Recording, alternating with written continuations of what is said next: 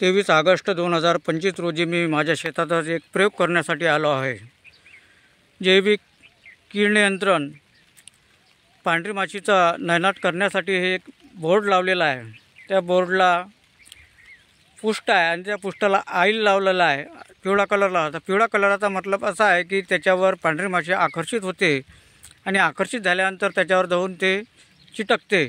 असं करू मी या शेतामध्ये एका एकरामध्ये 4 ते 5 हे लावलेले आहेत आणि यांचा एवढा काही फायदा आहे। सेंद्रिय शेतीमध्ये एक एक वेगळा उपक्रम खत व्यवस्थापन सेंद्रिय शेतीच्या पद्धतीने केल्या जाते। कीड नियंत्रण तण नियोजन म्हणजे फक्त एक निंद्याची मेहनत आपल्याला घ्यावी लागते।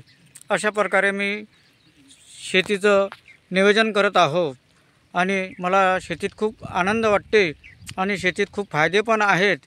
फक्त थोडी श्रम करण्याची क्षमता ठेवावी लागते। लाईक करा, सबस्क्राईब करा, शेअर करा।